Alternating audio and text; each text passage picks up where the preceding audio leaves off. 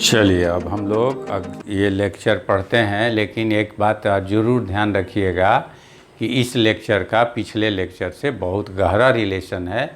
बिना उस लेक्चर को समझे हुए इस लेक्चर को समझना मुश्किल है। उस लेक्चर में हमने फिगर बनाया था जिसमें लिया था फर्स्ट इलेक्ट्रोलाइटिक सेल में सोडियम, सेकंड इलेक्ट्रोलाइटिक सेल में कॉपर और थर्ड इलेक्ट्रोलाइटिक सेल में एल्युमिनियम। जो आप देख लेना, तभी उसी एग्जाम्पल से इसका कनेक्शन है डायरेक्ट। तो पिछले लेक्चर का इस लेक्चर से डायरेक्ट कनेक्शन है, जुड़ा हुआ है। अब सेकेंड लॉ का यही लिख भी दिए हैं कि interpretation of Faraday second law का इंटरप्रिटेशन हो रहा है। तो हम लोग सेकेंड लॉ को इंटरप्रेट कर रहे हैं कि सेकेंड लॉ में आखिर क्या है, क्या चीज़ें हैं, क्या विशेषताएं हैं, ये हम लोग इंटरप्रेट कर रहे हैं। तो सबसे पहले बात है कि आप जानते हो कि सोडियम जो जमा हुआ था Na+, वो एक इलेक्ट्रॉन कैथोड से लेकर और सोडियम एटम बनकर जमा हो गया था, या कहो रिड्यूस हो गया था। ये देखो रिडक्शन हो रहा है, सोडियम प्लस आयन है और एक इलेक्ट्रॉन गेन कर लिया सोडियम प्लस आयन एक इलेक्ट्रॉन गेन करके सोडियम एटम बन गया और ये कैथोड पर जाकर जमा हो गया, यानी रिड्यूस हो गया। Na+ रिड्यूस हो गया। तो एक Na+ को रिड्यूस होने के लिए कितने इलेक्ट्रॉन की ज़रूरत होगी? कितना इलेक्ट्रॉन दोगे तो एक Na+ जो है रिड्यूस होकर एक सोडियम एटम बन के जमा हो जाएगा? आखिर कितना इलेक्ट्रॉन दोगे तो एक इलेक्ट्रॉन दोगे तो एक सोडियम एटम जमा होगा, 2 इलेक्ट्रॉन दोगे तो 2 सोडियम एटम, 3 इलेक्ट्रॉन दोगे तो 3 सोडियम, 4 इलेक्ट्रॉन तो 4 सोडियम, 100 इलेक्ट्रॉन तो 100 सोडियम, 1 मोल इलेक्ट्रॉन तो 1 मोल सोडियम का एटम जमा होगा। यानी जितना इलेक्ट्रॉन दोगे उतना सोडियम एटम जमा होगा, और हर एक एटम सोडियम का कुछ मास लेकर जमा होगा। हाँ, तो ये विशेष बात है। तो मैं यहाँ लिख रहा हूँ 1 electron reduces 1 Na+ ion into sodium atom. ठीक है, तो एक Na+ को एक इलेक्ट्रॉन सोडियम एटम में रिड्यूस करके उसको जमा करा देता है। तो 1 मोल इलेक्ट्रॉन 1 मोल सोडियम एटम को जमा करेगा, और 1 मोल सोडियम का मतलब कितना होता है? सोडियम का एटॉमिक वेट ऑफ सोडियम। तो यही सोडियम की विशेषता है कि सोडियम की वैलेंसी 1 होती है। तो सोडियम की वैलेंसी, यहाँ वैलेंसी है N is what? N is valency. तो एटॉमिक वेट बाई वैलेंसी, तो सोडियम की वैलेंसी 1 है तो 1 रख दीजिएगा, तो इक्विवेलेंट वेट और एटॉमिक वेट क्या हो जाएगा? इक्वल हो जाएगा ना। यहाँ 1 रखेंगे तो इक्विवेलेंट वेट बराबर एटॉमिक वेट। तो सोडियम का एटॉमिक वेट इक्विवेलेंट वेट के बराबर होता है। सोडियम का एटॉमिक वेट इक्विवेलेंट वेट के क्या होता है? इक्वल होता है। तो atomic wait and equivalent weight दोनों इक्वल हो जाएगा और हो गया। ठीक है, तो केस टू देखिए, ये समझ गए। तो 1 मोल इलेक्ट्रॉन से सोडियम का एटॉमिक वेट जमा हो जाएगा कहिए, या इक्विवेलेंट वेट जमा हो जाएगा, और सोडियम का इक्विवेलेंट वेट और एटॉमिक वेट दोनों बराबर होता है क्योंकि उसकी वैलेंसी 1 होती है। यानी सोडियम का एटॉमिक वेट 23 और वैलेंसी भी उसकी वैलेंसी 1, इसलिए इक्विवेलेंट वेट भी 23। तो सोडियम का equivalent weight and atomic weight दोनों बराबर। तो 1 मोल इलेक्ट्रॉन से 23 ग्राम सोडियम जमा होगा, यानी 1 ग्राम इक्विवेलेंट सोडियम जमा होगा, यानी 1 इक्विवेलेंट सोडियम जमा होगा। तो 1 मोल इलेक्ट्रॉन से 1 इक्विवेलेंट वेट सोडियम का जमा हो गया, या कहिए 1 ग्राम इक्विवेलेंट सोडियम का जमा हो गया। अब दूसरा केस देखते हैं, केस 2। कॉपर +2 आयन जो है, ये 2 इलेक्ट्रॉन लेकर कॉपर एटम बन के जमा हो जाएगा। कॉपर +2 आयन है तो इसके एक एटम जमा होने के लिए ये 2 इलेक्ट्रॉन लेगा। वो 1 इलेक्ट्रॉन ले रहा था, एक एटम 1 इलेक्ट्रॉन से जमा हो रहा था। इसका एक एटम 1 इलेक्ट्रॉन से जमा नहीं होगा, इसका एक एटम जमा होने के लिए 2 इलेक्ट्रॉन की ज़रूरत पड़ेगी।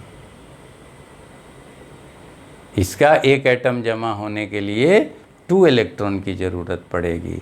तो कॉपर 2 इलेक्ट्रॉन लेकर एक कॉपर का एटम जमा हुआ। तो आप लिख सकते हो और समझा सकते हो कि 2 electron reduces 1 copper plus 2 ion in copper atom, यानी कि 2 इलेक्ट्रॉन से कॉपर का एक एटम जमा होगा। 2 इलेक्ट्रॉन से कॉपर का एक एटम जमा होगा, तो 2 मोल इलेक्ट्रॉन से कॉपर का एक ही मोल एटम जमा होगा, मात्र एक मोल एटम जमा होगा। और इसलिए 1 मोल इलेक्ट्रॉन से भाई तो हाफ ही मोल जमा होगा। आप 1 मोल इलेक्ट्रॉन देंगे तो हाफ मोल ही क्या जमा होगा, कॉपर का एटम जमा होगा। तो 1 मोल दीजिएगा तो हाफ मोल जमा होगा। तो आप देख लीजिए, लेकिन हाफ मोल जो है, हाफ मोल कॉपर कितने के बराबर है ये आपको समझना है और ये आपको देखना है कि हाफ मोल कितने के बराबर है। तो हाफ मोल कॉपर का मतलब क्या हुआ, एटॉमिक वेट का आधा, क्योंकि 1 मोल एटॉमिक वेट के बराबर होता है, ये तुम जानते हो, मोल कॉन्सेप्ट पढ़े हो। 1 mole is equal to atomic weight, ठीक है। तो half mole copper is equal to atomic weight of copper by 2, atomic weight of copper by 2। तो atomic weight of copper by 2, और कॉपर की वैलेंसी कितनी होती है, वैलेंसी होती है 2, कॉपर की वैलेंसी तो 2 होती है। तो एटॉमिक वेट को वैलेंसी से डिवाइड करने पे क्या निकलता है, इक्विवेलेंट वेट, यानी हाफ मोल कॉपर या is equal to atomic weight of copper by 2 is equal to equivalent weight of copper, ठीक है। यानी कि half mole copper equivalent weight of copper के बराबर हो जाएगा, कॉपर के इक्विवेलेंट वेट के बराबर होगा, यानी हाफ मोल कॉपर इक्वल होगा कॉपर के इक्विवेलेंट वेट के, ठीक है। यानी कहने का साफ मकसद है कि 1 मोल इलेक्ट्रॉन से हाफ मोल कॉपर जमा हुआ, यानी हाफ मोल कॉपर किसके बराबर है, इक्विवेलेंट वेट के। तो 1 मोल इलेक्ट्रॉन से इक्विवेलेंट वेट ऑफ कॉपर जमा हुआ, इसलिए फाइनली यहाँ लिख भी दिए कि 1 मोल इलेक्ट्रॉन से कॉपर का 1 इक्विवेलेंट वेट जमा हुआ। और यहाँ भी 1 मोल इलेक्ट्रॉन से 1 इक्विवेलेंट वेट सोडियम का जमा हुआ। देखिएगा बारीकी, 1 मोल इलेक्ट्रॉन से 1 इक्विवेलेंट वेट सोडियम का जमा हुआ, 1 मोल इलेक्ट्रॉन से 1 इक्विवेलेंट वेट कॉपर का जमा हुआ। भैया 1 मोल दोनों साइड इलेक्ट्रॉन का है और दोनों का दूसरे साइड में 1 इक्विवेलेंट वेट जमा हो रहा है, ये बड़ी इंटरेस्टिंग है। और ऐसा ही एल्युमिनियम के केस में भी आएगा कि 1 मोल इलेक्ट्रॉन से 1 इक्विवेलेंट वेट एल्युमिनियम भी जमा होगा। यानी फाइनली अंततः हम लोगों का ये आ जाएगा कि 1 मोल इलेक्ट्रॉन से दुनिया का किसी भी एलिमेंट का 1 इक्विवेलेंट वेट जमा होगा। 1 मोल इलेक्ट्रॉन से दुनिया के किसी भी सबस्टांस का 1 इक्विवेलेंट वेट जमा होता है, ये फिक्स है। तो इस तरह 1 बाई 1 करके हम लोग समझ लेते हैं।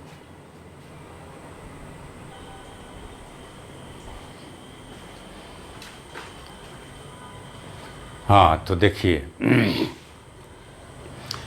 थर्ड केस देख लेते हैं कि एल्युमिनियम का Al+3 आयन होता है। एल्युमिनियम पर चार्ज तो +3 न होता है, तो Al+3 3 इलेक्ट्रॉन लेता है, तब एक एल्युमिनियम का एटम बनता है, तब जाके कैथोड पर जमा होता है।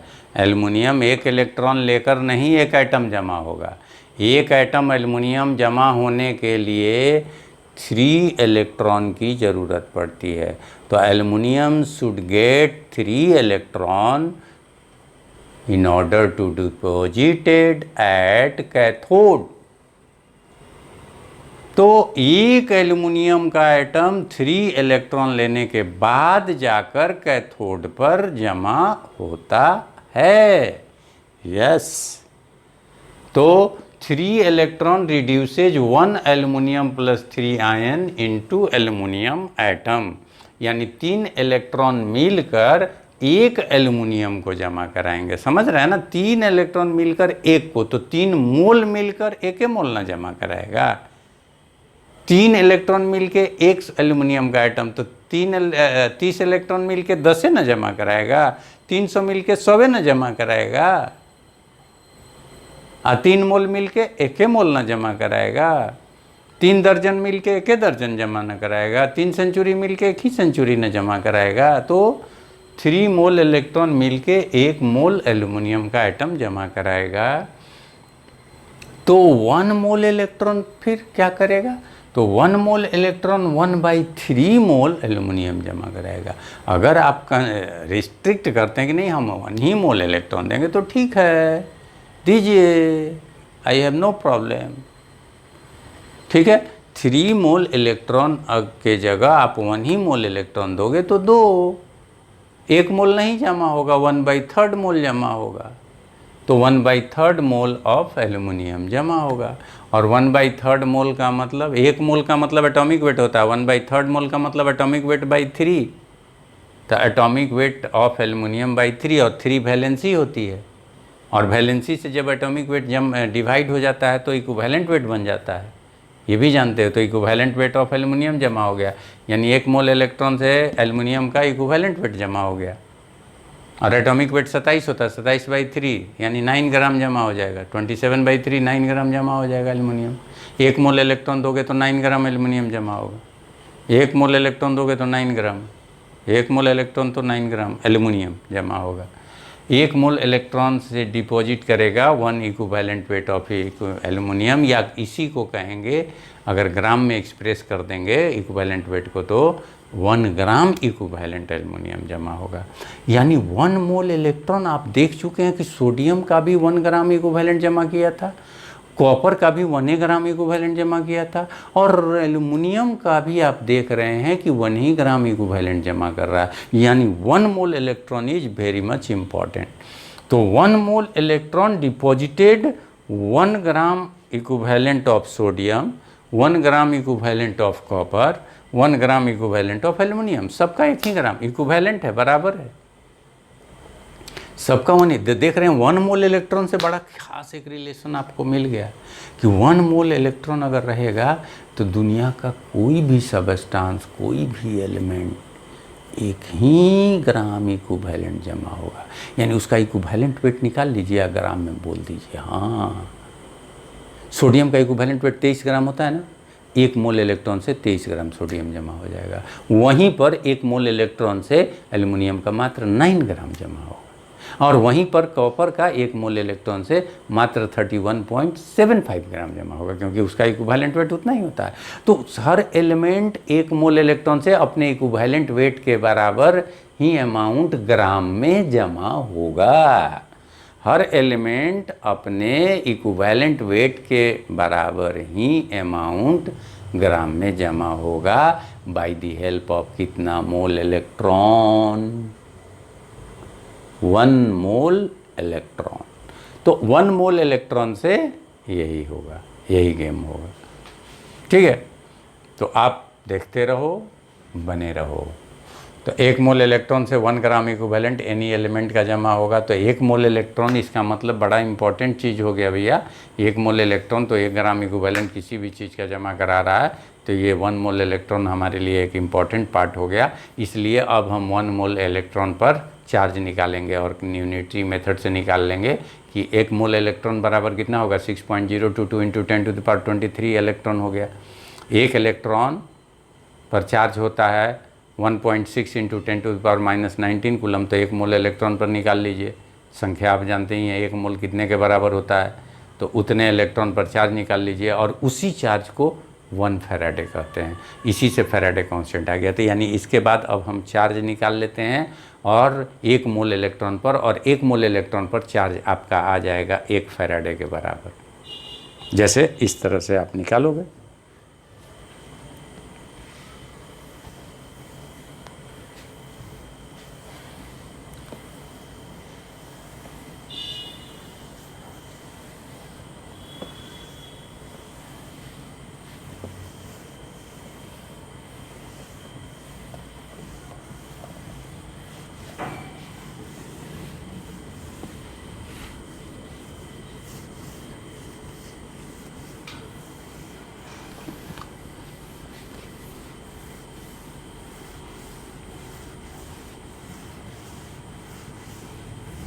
देखिए, आप जो है जानते हो कि 1 इलेक्ट्रॉन पर कितना चार्ज होता है, आप पहले से जानते हो।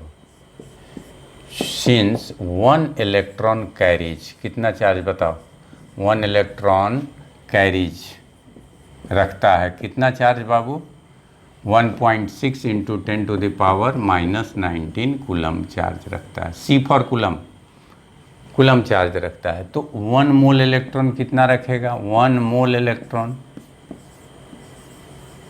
1 मोल इलेक्ट्रॉन का मतलब आपको पता है, 1 मोल इलेक्ट्रॉन मतलब 6.022 इंटू 10⁻23 इलेक्ट्रॉन कैरीज कितना चार्ज, तो 1.6 इंटू 10⁻⁻19 इंटू 6.022 इंटू 10�423 कूलम, इतना कूलम। और ये हो जाएगा, कैलकुलेट करोगे, मल्टीप्लाई करोगे तो 96,487 कूलम, जिसको राउंडिंग करोगे, ये राउंड में रहेगा तो याद रखना होगा, क्योंकि 1 मोल इलेक्ट्रॉन का ना है, तुम तो जान ही गए हो कि 1 मोल इलेक्ट्रॉन बड़ा इम्पोर्टेंट चीज़ है, ये तो तुम जान चुके हो। तो इसको राउंडिंग कर लो, ठीक है। तो इसको जो है राउंडिंग करोगे तो क्या आएगा, ये 96,500 कूलम, इसी का नाम दे दिया गया है 1 फैराडे, और शॉर्ट में इसी को लिखते हैं 1F, ठीक है। तो 1 फैराडे यही है, यानी 1 mole electron, very very important, इसको ध्यान देना होगा आपको। 1 मोल इलेक्ट्रॉन जो है कितने के बराबर हो जाता है भैया, तो 96,500 कूलम के, जो कितने के बराबर है, 1 फैराडे के, जो कितने के बराबर हो जाता है, 1 gram equivalent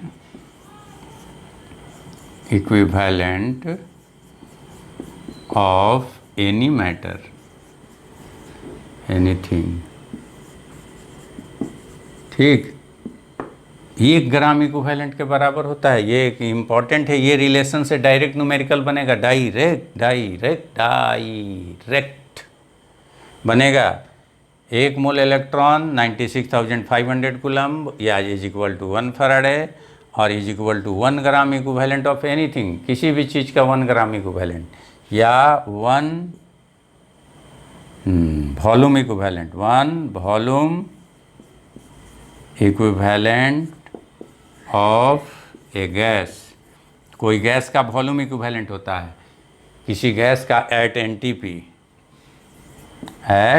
NTP, normal temperature and pressure पर अगर कोई गैस का केस ले लेते हैं तो उसका 1 वॉल्यूम इक्विवेलेंट होता है। अब कहोगे कि गैस का वॉल्यूम इक्विवेलेंट क्या है, ठीक है, तो हर गैस का अपना अपना वॉल्यूम इक्विवेलेंट होता है, हर गैस का अपना अपना वॉल्यूम इक्विवेलेंट होता है।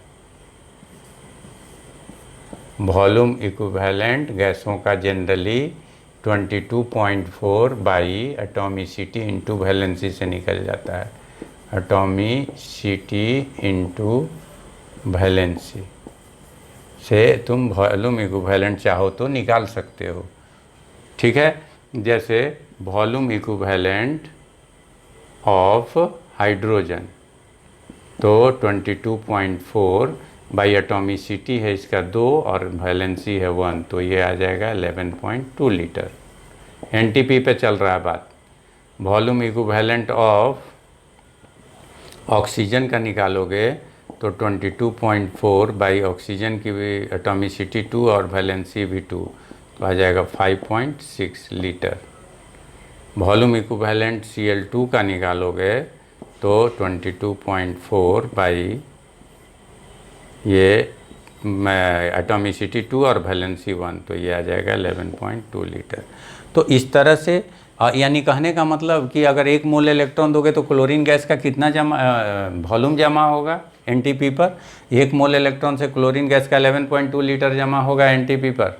जैसे NaCl में Na गया था कैथोड पर और क्लोरीन गैस निकलेगी कहाँ, एनोड पर क्लोरीन गैस निकलेगी।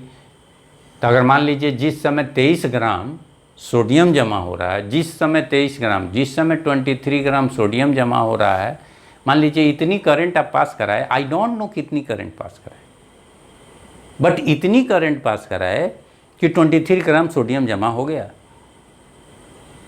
तो क्लोरीन गैस एनटीपी पे कितना निकलेगी?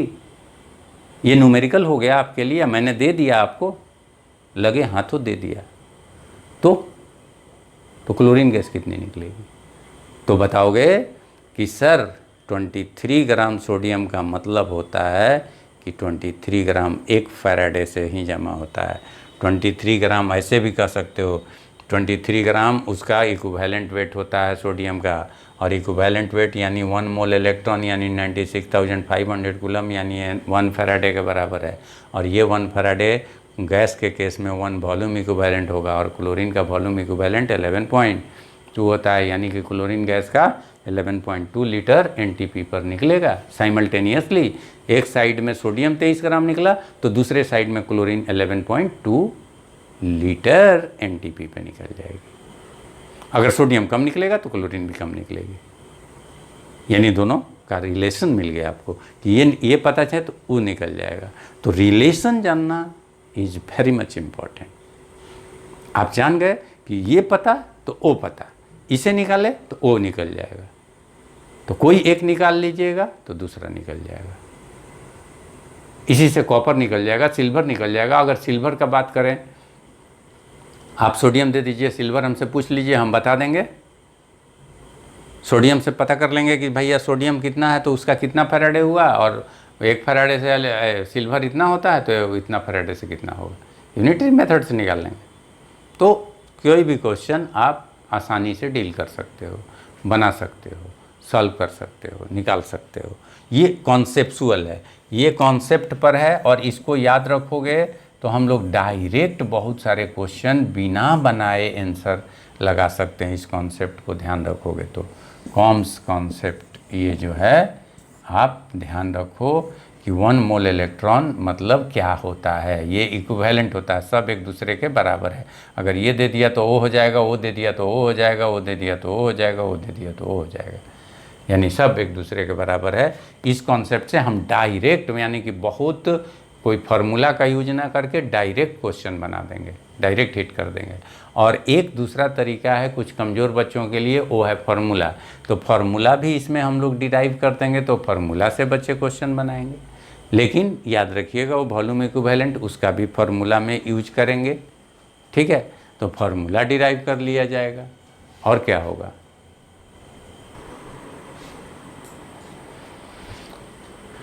अब ये देख लीजिए थोड़ा सा ये भी कि इलेक्ट्रोकेमिकल इक्विवेलेंट का क्या रिलेशन है इक्विवेलेंट वेट से, और जो है वेट से भी रिलेशन देख लीजिएगा। अगर मान लीजिए कि आप अभी फैराडे के सेकेंड लॉ में पढ़े थे, 2 आप सेल को सीरीज में कनेक्ट कर दीजिए, 2 सेल को, इलेक्ट्रोलाइटिक सेल को सीरीज में कनेक्ट कर दीजिए। एक सेल का इलेक्ट्रोलाइट ए है, दूसरे सेल का इलेक्ट्रोलाइट बी है। एक सेल में ए जमा होता है, दूसरे सेल में बी जमा होता है, ओके। अब ए का इलेक्ट्रोकेमिकल इक्विवेलेंट अलग होगा, अब बी का इलेक्ट्रोकेमिकल इक्विवेलेंट अलग होगा, जिसको जेड से डिनोट करते हैं, और उसको पढ़ा चुके हैं आपको, ठीक है। जेड हर एलिमेंट का अपना अपना होता है, कॉपर का जेड अलग, सिल्वर का जेड अलग, जिंक का जेड अलग। तो ए का जेड जेड ए और बी का जेड जेड बी है। और अब दोनों अगर सेल सीरीज में कनेक्टेड है भैया, तो उसमें सेम करंट सेम टाइम तक जा रही है, तो आई करंट टी टाइम तक जा रही है, ये तो क्लियर हो चुका। आई करंट टी टाइम तक जा रही है, यानी सेम करंट सेम टाइम तक जा रही है, यानी दोनों सीरीज में है, तो दोनों का कुछ कुछ वेट जमा होगा। अब करंट आप सेम दे दिए, क्यू सेम दे दिए, क्वांटिटी ऑफ इलेक्ट्रिसिटी सेम कर दिए, क्वांटिटी ऑफ इलेक्ट्रिसिटी तो आप सेम कर दिए ना, आई तो दोनों में सेम है।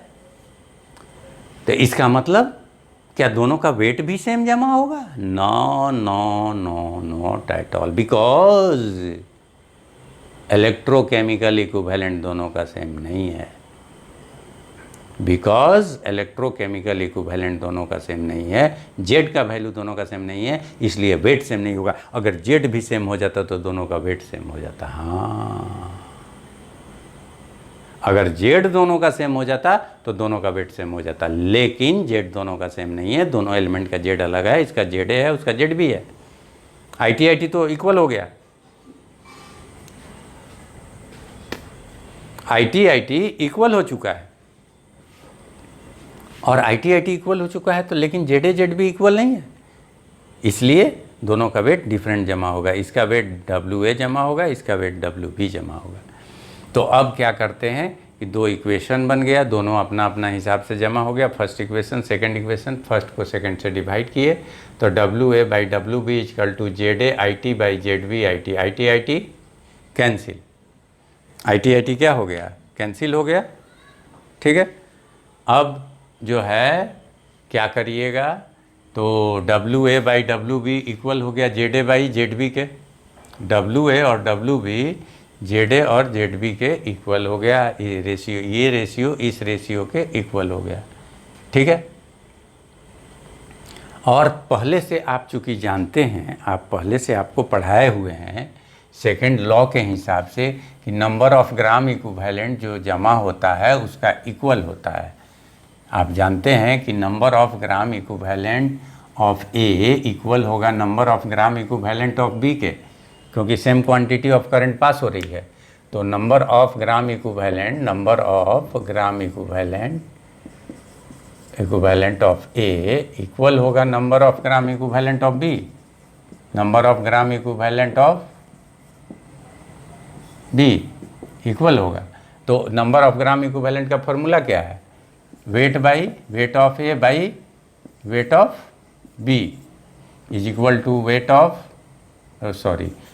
Of A by equivalent weight of A, weight of B by equivalent weight of B. तो अब इसको जो है निकालिएगा तो क्या निकलेगा, इसको जब आप निकालोगे तो ये क्या आएगा, तो ये आएगा WA/WB,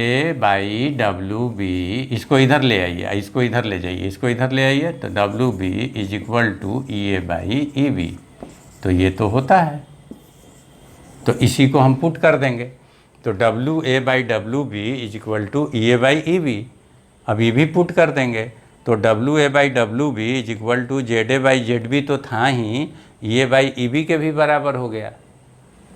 तो इसका मतलब क्या हुआ कि वेट जेड के भी डायरेक्टली प्रोपोर्शनल है और इक्विवेलेंट वेट के भी डायरेक्टली प्रोपोर्शनल है, यानी ये तीनों चीज़ें एक दूसरे के क्या हो गई हैं, डायरेक्टली प्रोपोर्शनल हो गई हैं, है ना। इसका साफ मतलब झलक रहा है कि जिसका इक्विवेलेंट वेट बड़ा होगा उसका जेड बड़ा होगा, उसका वेट बड़ा होगा। हाँ, जिस एलिमेंट का इक्विवेलेंट वेट बढ़ा उस एलिमेंट का जेड बढ़ा, उस एलिमेंट का वेट बढ़ा। तीन ही एलिमेंट लीजिए ना, वही जो लिए थे, सोडियम, कॉपर और एल्युमिनियम। तो सोडियम का इक्विवेलेंट वेट कितना था, equivalent weight of sodium 23, equivalent weight of copper 31.75 और इक्विवेलेंट वेट ऑफ एल्युमिनियम 9। तो ये तीनों आप तो जानते हैं। अब बताइए किसका इक्विवेलेंट वेट सबसे बड़ा है, तो इक्विवेलेंट वेट कॉपर का सबसे बड़ा है, तो कॉपर का इक्विवेलेंट वेट सबसे बड़ा, तो इसका जेड भी बड़ा होगा। पूछ देगा बउआ पूछ देगा, इसलिए सतर्क रहना बउआ। ठीक, तो इसका जो है इक्विवेलेंट वेट बढ़ा तो इसका जेड भी बढ़ा, और इसका जेड भी बढ़ा तो इसका वेट भी बढ़ा, यानी वेट डिपॉजिटेड भी इसका बड़ा होगा। तो इस तरह ये फाइनल कंडीशन होता है कि जिसका जो है इक्विवेलेंट वेट बढ़ा उसका जेड बढ़ा, उसका वेट भी बढ़ा, यानी कि कॉपर सबसे ज़्यादा वेट में जमा होगा। आप सेम करंट पास कराएंगे, मान लीजिए 100 कूलम पास कराए तो सबसे वेट ज़्यादा जमा होगा कॉपर का। क्यों, क्योंकि इसका जेड का वैल्यू सबसे बड़ा है, ठीक है, और इसका इक्विवेलेंट वेट भी सबसे बड़ा है, इसलिए यही कारण है। तो कारण भी आप समझ गए, ये बात भी समझ गए।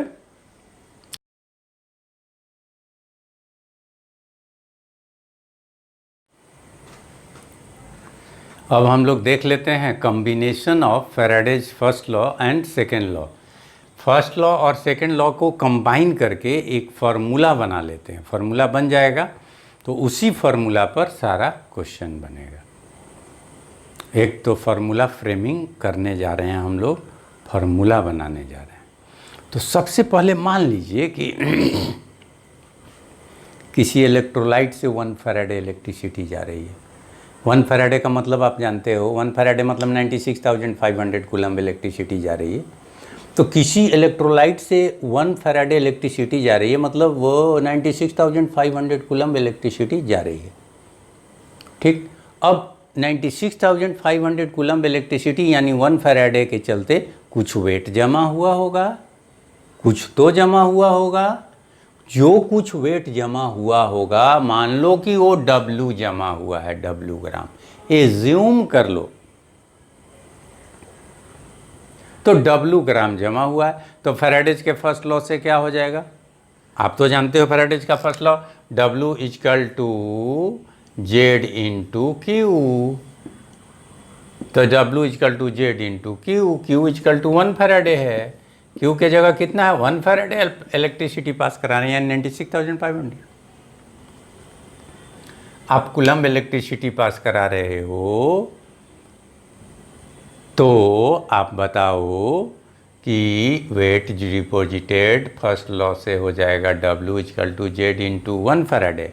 और सेकेंड लॉ कहता है कि भैया जब आप 1 फैराडे पास करा दीजिएगा तो वो तो इक्विवेलेंट वेट के बराबर जमा हो जाएगा। जैसे 1 फैराडे कीजिएगा तो एल्युमिनियम का एक इक्विवेलेंट जमा हो जाएगा, यानी 9 ग्राम जमा हो जाएगा। वहीं कॉपर का एक इक्विवेलेंट जमा हो जाएगा, यानी 31.75 ग्राम जमा हो जाएगा। वहीं सोडियम का 1 ग्राम इक्विवेलेंट जमा हो जाएगा, यानी 23 ग्राम जमा हो जाएगा। ये तो सेकंड लॉ कहता है। ये सेकंड लॉ कहता है, सेकंड लॉ कहता है, क्या कहता है सेकंड लॉ? सेकंड लॉ कहता है कि अगर आप 1 फैराडे इलेक्ट्रिसिटी पास कराओगे तो किसी भी चीज़ का 1 ग्राम इक्विवेलेंट जमा हो जाएगा, यानी इक्विवेलेंट वेट के बराबर ग्राम में जमा हो जाएगा। जो वेट जमा होगा वो इक्विवेलेंट वेट के बराबर ही वेट जमा होगा। ये कहता है कौन लॉ? Faraday law. क्या फैराडे का सेकंड लॉ?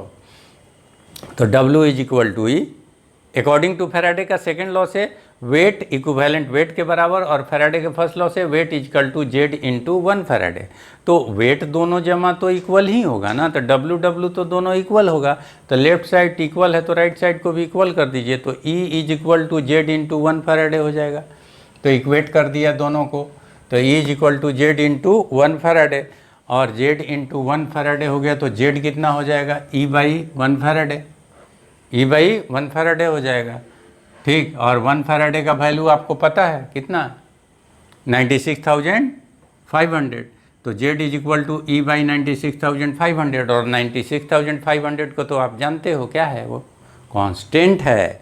1 फैराडे कांस्टेंट है, और ऑर्डिनरी कांस्टेंट नहीं है, यूनिवर्सल कांस्टेंट है। यूनिवर्सल कांस्टेंट, ये इलेक्ट्रोकेमिकल इक्विवेलेंट की तरह Z की तरह लोकल कांस्टेंट नहीं है। It is not the local constant, dear. It's the universal constant. It's the universal constant. It will be constant everywhere because it is the quantity of charge on 1 mole of electron. So 1 mole electron is constant. That is Avogadro constant. 1 mole electron is constant. That is Avogadro constant. That's why the charge on 1 mole electron will be also constant because it is 1 Faraday, it is 96,500, it is universal constant. तो 1 Faraday is universal constant. तो ये constant हटाइएगा तो equal कैसा sign आ जाता है? Proportionality का, यानी Z और E एक दूसरे के डायरेक्टली प्रोपोर्शनल हो गए, जो अभी अभी पिछला टॉपिक में पढ़े थे कि W is directly proportional to Z, Z is directly proportional to E, पढ़े थे ना? अभी आ भी गया कि Z यानी इलेक्ट्रोकेमिकल इक्विवेलेंट वेट के डायरेक्टली प्रोपोर्शनल है, यानी जिन एलिमेंटों का इक्विवेलेंट वेट बड़ा होगा उनका Z का वैल्यू भी बड़ा होगा, जिनका ई बड़ा होगा उनका जेड भी बड़ा होगा। जिनका ई बड़ा होगा उनका जेड भी बड़ा होगा। ये ध्यान दीजिएगा। तो इसलिए ये ध्यान दीजिएगा, बिकॉज 1 फैराडे इज कांस्टेंट। ठीक, तो अब इसी को अगर आप आगे बढ़ाओगे, इसी को थोड़ा और आगे बढ़ाओगे इस फॉर्मूला को, तो इस तरह से आपको मिलेगा केस।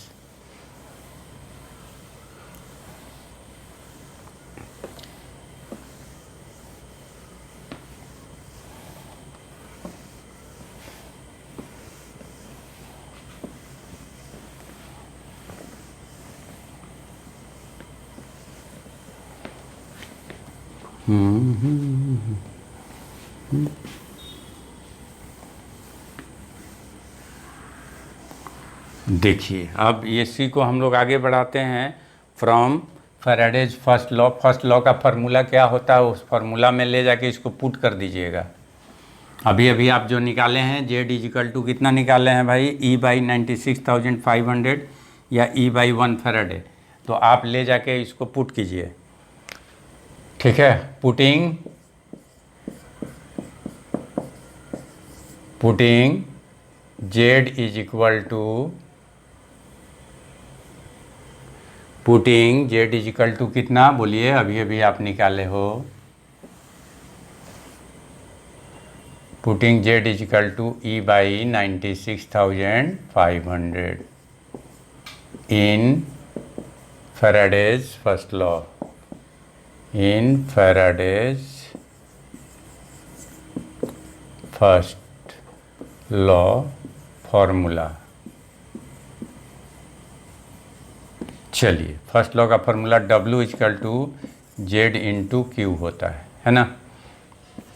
तो W इक्वल टू जेड के जगह कितना पुट कीजिएगा, अब यही पुट कीजिए।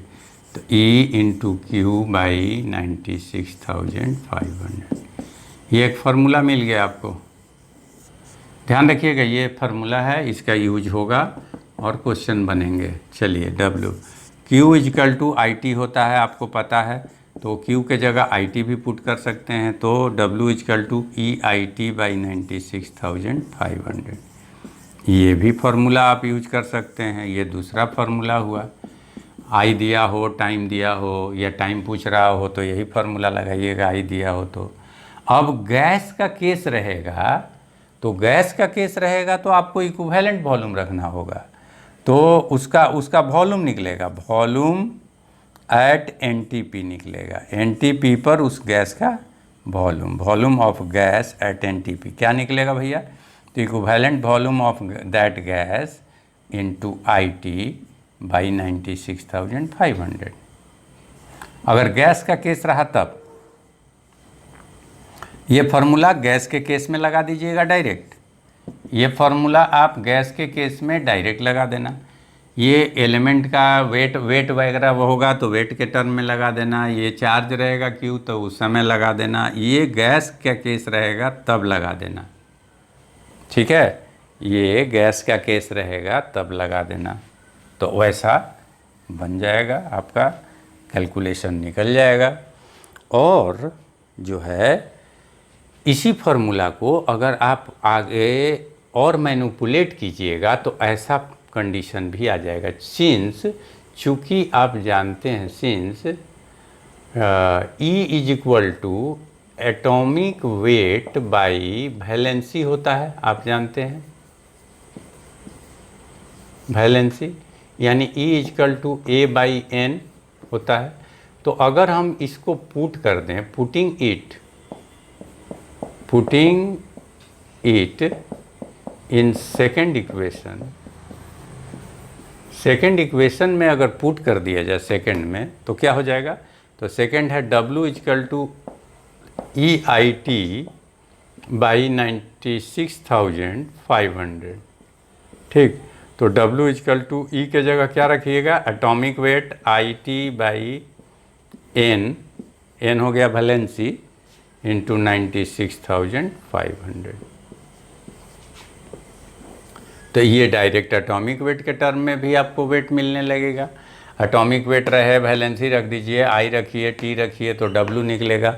अब क्वेश्चन अलग अलग तरह के होंगे, कभी ये देगा, टी देगा, आई निकालना है, एन और डब्ल्यू दिया रहेगा, तो कभी वैलेंसी भी निकालने के लिए आ जाता है, कभी एन वैलेंसी है, सब कुछ A W A I T दिया रहेगा और वैलेंसी निकालना रहेगा। तो अलग अलग क्वेश्चनों में अलग अलग चीज़ें दी रहेंगी और उस हिसाब से आप उसको सॉल्व करोगे और कैलकुलेट करोगे, निकालोगे। जब जैसा दिया रहेगा वैसा आप निकालोगे, ठीक है।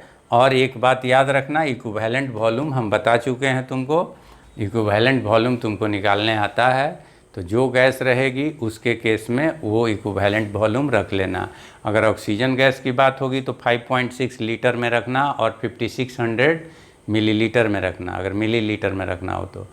अगर हाइड्रोजन रहे तो 11.2 लीटर में रखना, और नहीं तो मिलीलीटर में रखना होगा तो 11,200 रखना, ठीक है। ये ध्यान रखिएगा, तो हम लोग क्वेश्चन में रखेंगे, ठीक। और क्वेश्चंस कुछ मिलेंगे जिनमें हम लोगों को कुछ स्पेशल फार्मूला लगाना पड़ सकता है, ठीक है।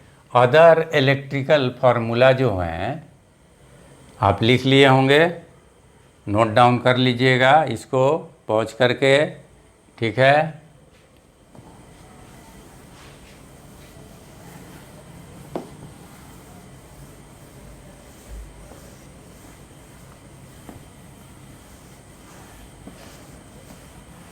अगर इलेक्ट्रिकल फार्मूला, कभी कभी आई करंट ना देके वोल्टेज और वाट दे देता है, पावर दे देता है, पावर दे देता है, तो वैसे केस में आप क्या करोगे? तो वैसे केस में कभी कभी आपको आई खुद से निकालना पड़ता है भाई, you have to find I भाई, ठीक है ना। तो you have to find I, तो कैसे निकालोगे आई? ये जो है आप सम इलेक्ट्रिकल फार्मूला लगा सकते हो, सम फार्मूला यूज्ड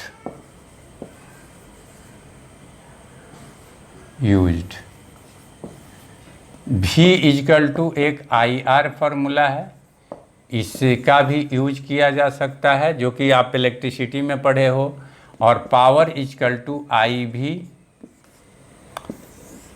ठीक है, जो कि ट्रांसफार्मर का फार्मूला है, I1 V1 is equal to I2 V2, ठीक है, ट्रांसफार्मर में लगाया जाता है, यही पावर का फार्मूला है।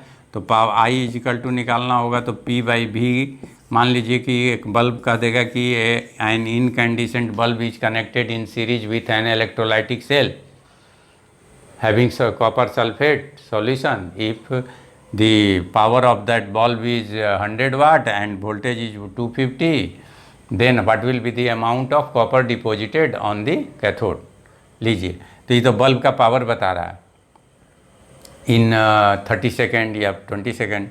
तो ये जो है पावर को वोल्टेज से डिवाइड करिएगा तो आई निकल जाएगा, यही आई ले जाके उसमें पुट कर दीजिएगा, तो यही आई आप उसमें पुट कर दोगे तो बन जाएगा क्वेश्चन।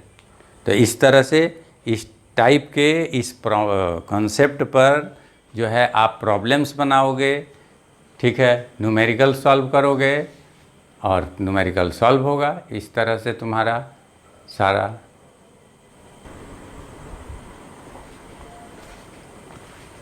देखिए, ये क्वेश्चन जेईई मेन 2019 का पूछा हुआ क्वेश्चन है और इसको आप कई तरह से बना सकते हैं। डायरेक्ट फार्मूला लगा के बना लीजिए, या डायरेक्ट कॉन्सेप्ट आपको बताए हैं कि उसमें कुछ भी आपको सोचना नहीं पड़ता है। 0.1 फैराडे तो 0.1 ग्राम इक्विवेलेंट निकल जमा होगा, हो गया काम ख़त्म। यहीं से ग्राम इक्विवेलेंट आपको पता चल गया 0.1, और आपको वैलेंसी पता है तो उसी में 0.1 ग्राम इक्विवेलेंट, तो वैलेंसी से डिवाइड कर दीजिए, आंसर आ जाएगा। तो इसलिए गजब गजब कॉन्सेप्ट है। आप कैसे बनाना चाहते हैं, इस क्वेश्चन को बनाने के 4-5 तरीके हैं। सारे तरीक़ों में जो है कुछ एकदम लॉलीपॉप तरीका है, कुछ सिंपल तरीका है, कुछ एडवांस तरीका है। एडवांस तरीके में कॉन्सेप्चुअली डायरेक्ट बच्चे बना लेते हैं कि जितना कोई भी चीज़, जैसे ही फैराडे तो ग्राम इक्विवेलेंट के बराबर कर दीजिए, 0.1 फैराडे तो 0.1 ग्राम इक्विवेलेंट जमा हुआ है। तो नंबर ऑफ ग्राम इक्विवेलेंट आपको पता चल गया, नंबर ऑफ ग्राम इक्विवेलेंट पता चल गया, और मोल्स पूछा गया है, ठीक है ना। How many moles of nickel is deposited, तो मोल्स के लिए निकेल का वैलेंसी कितना है, यहाँ देखिए 2 लगा हुआ है, यहाँ 2 लगा हुआ है ना, ठीक है। तो ये 2 वैलेंसी हुआ निकेल का। आप जानते हैं कि इसकी वैलेंसी इस पे चढ़ती है, तो निकेल की वैलेंसी इस पे चढ़ी हुई है, यानी निकेल की वैलेंसी कितनी है, 2 है। तो निकेल की वैलेंसी 2 है, तो 0.1 ग्राम इक्विवेलेंट को वैलेंसी से डिवाइड कर दीजिए, तो निकल जाएगा नंबर ऑफ मोल्स, तो number of moles of nickel निकल जाएगा। या फिर फॉर्मूला लगा के आप निकाल लो, तो फार्मूला लगा के अगर निकालते हो, जो फार्मूला हम बताए हुए हैं, तो उससे भी निकल जाएगा। ऐसे निकाल लो फार्मूला लगा के, जैसे कि हम बताए हैं कि W is equal to Z into Q by 96,500, ये फार्मूला बताए ना। क्यू क्वांटिटी ऑफ इलेक्ट्रिसिटी दे दिया इतना। और एक चीज़ ज़्यादा ध्यान दीजिएगा, निकेल की तो वैलेंसी आपको क्लियर है कि 2 है, ठीक है। और प्लेटिनम इलेक्ट्रोड के बीच है, तो ये नॉन अटैकेबल इलेक्ट्रोड है। इलेक्ट्रोड जानते हैं ये डिस्टर्ब नहीं करेगा निकेल जो जमा होगा। नॉन अटैकेबल इलेक्ट्रोड डिस्टर्ब नहीं करता है जो जमा होगा, इसलिए कोई डिस्टर्बेंस नहीं है। अब मोल्स निकालना है, तो मोल का फॉर्मूला होता है वेट बाई मोलेकुलर वेट। तो ये वेट जो निकलेगा ना, इसको मोलेकुलर वेट से डिवाइड कर दीजिएगा तो मोल निकल जाएगा। मोलेकुलर वेट से डिवाइड कर दीजिएगा तो मोल निकल जाएगा। ओ सॉरी, ये जो है यहाँ equivalent weight formula E into Q by 96,500, ठीक है। तो ये जो है फार्मूला हम लोग निकाले थे। अब चार्ज ऑफ इलेक्ट्रिसिटी कितना है, तो E equivalent weight into quantity of electricity कितना दिया, 0.1 फैराडे। 0.1 फैराडे, 1 फैराडे बराबर कितना होता है, 96,500। 1 फैराडे इतने के बराबर होता है। Q इजकल टू 0.1 फैराडे, ध्यान से सुनिए, Q इजकल टू 0.1 फैराडे, तो 0.1 इंटू 96,500 कूलम्ब हो गया, ठीक है। और नीचे 96,500 हैं ही है, तो ये और ये कैंसिल हो गया, तो 0.1 Q हो गया, वेट निकल गया। वेट इजकल टू 0.1 E, ठीक है।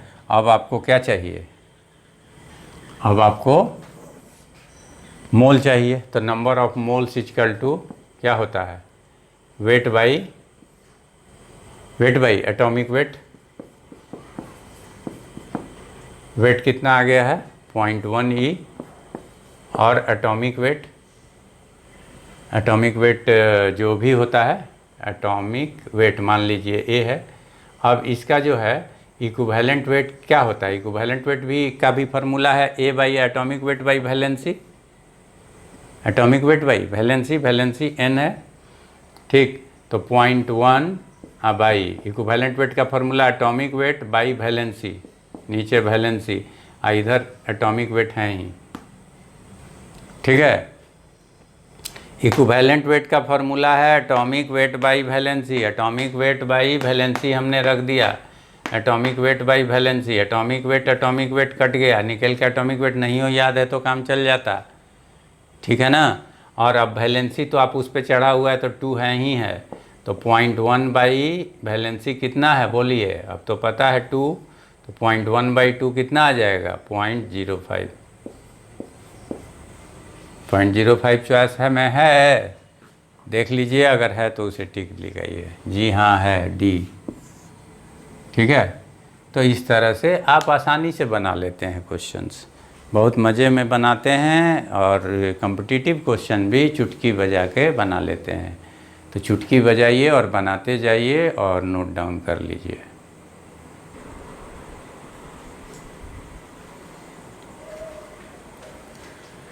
चलिए अब ये क्वेश्चन देखिए, ये आपको जो है नीट 2016 फेज़ 2 में पूछा था ये क्वेश्चन, और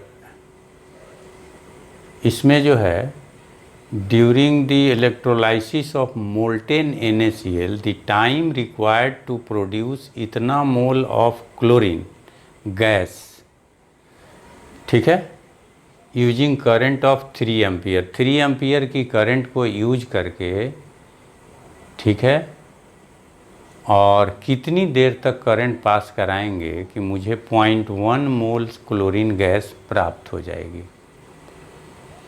तो 0.1 मोल क्लोरीन गैस प्राप्त करने के लिए कितनी देर तक टाइम निकालना है, और सब आंसर मिनट में है, ये भी ध्यान दीजिएगा। और जो टाइम हम लोग का निकलता है फार्मूला से वो सेकंड में निकलता है, तो सेकंड को मिनट में चेंज करने के लिए 60 से डिवाइड कर देना होगा। आंसर के हिसाब से ही क्वेश्चन सोचना चाहिए। ये ऑलवेज आपको प्रीवियस हम लेक्चर्स में भी बता चुके हैं कि क्वेश्चन के हिसाब से, ऑप्शन के हिसाब से आंसर को सोचना चाहिए। ये नहीं कि आप अपने बनाने आपको आता है तो आप बनाते जा रहे हैं, बनाते जा रहे हैं, बनाते जा रहे हैं, तो फिर बनाते ही रह जाइएगा, compete नहीं कीजिएगा। compete करने के लिए बनाना ज़रूरी नहीं होता, सोचना ज़रूरी होता है। तो इसलिए आपको ज़्यादा सोचना है। तो आप कैसे सोचोगे?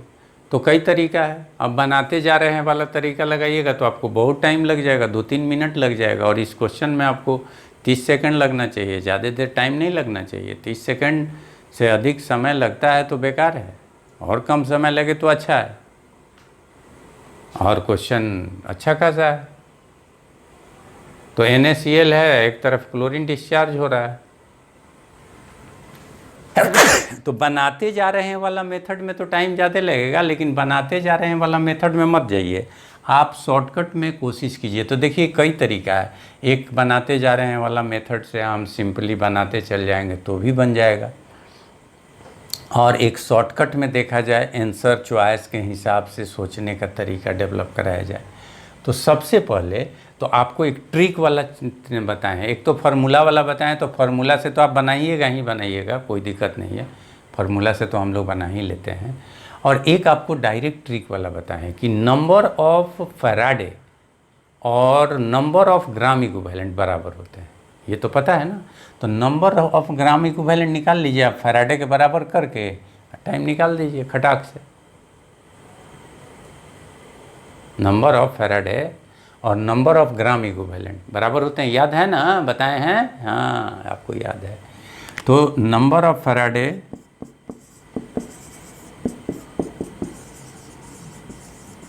Is equal to number of gram equivalent,